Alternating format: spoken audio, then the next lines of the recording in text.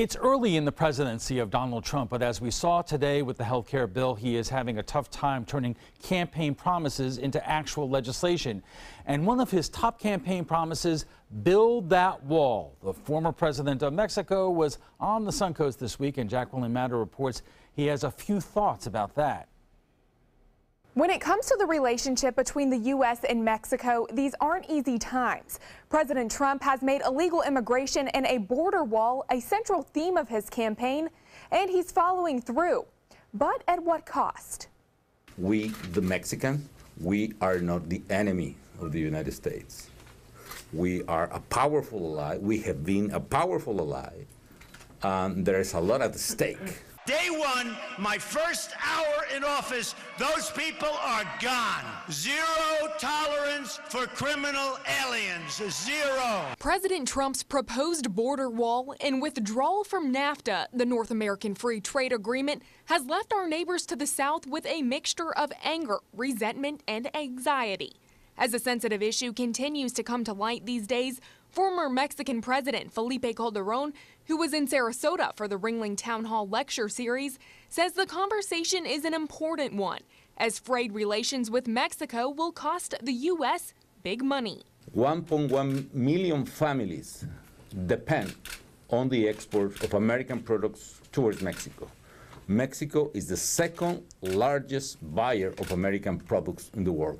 Despite an estimated $584 billion trade market in 2015, it's not stopping the Trump administration, as they say their proposed 30-foot-high border wall is ahead of schedule and are demanding Mexico pay for that replacement of existing fencing that covers nearly 700 miles. We're going to build the wall. It's going to be a real wall. It's going to be a great wall, and Mexico's going to pay for the wall. Believe me, they're going to pay.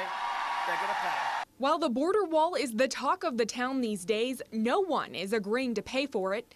I took to the streets of the Suncoast to see how people in our area felt. I think that it would be good if we didn't have a border, but if we're going to have one and it becomes necessary because the Mexicans won't control their side, then I think the taxpayers should contribute. If we're going to build a wall, we ought to maybe do it and split that cost between the two countries. I don't think that the U.S. taxpayers need to pay for the wall, and I don't think Mexico needs to pay for the wall, so that throws it up in the air. How are you going to get this accomplished? I think that there's, again, come up with a really strong immigration policy. A strong immigration policy is not the issue that Trump painted it to be in his campaign, according to Calderón.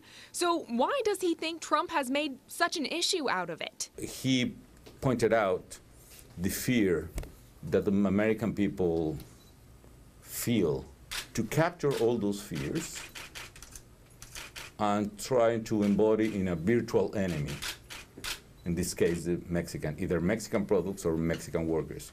Trump says the fear stems from violence that far outweighs the positives the neighboring country could bring. We have some bad hombres here, and we're going to get them out. Those here on the Suncoast say their issue is with those who don't go through the proper vetting process. I think we have bad Americans. I mean, I don't think you can put people into a category because they're Mexican or Iranian or anything like that. That's the way that the world is, unfortunately. But you have a lot of great people. I just don't know if you need to spend all that money to have some wall that I think somebody wants. The former Mexican president says while history has shown that Mexico and the U.S. have done great things together, one thing is certain: they will not build a wall. We need to reemphasize and strengthen our bilateral relationship instead of damage or block that bilateral relationship, especially related with trade. Calderón tells me the big question remains, if the Mexican economy reduces its growth and performance, what will happen to immigration here in the U.S.? He says a good example of that would be if trade with Mexico were to stop, immigration would continue to grow in America. Jacqueline Matter, ABC 7, your Suncoast News.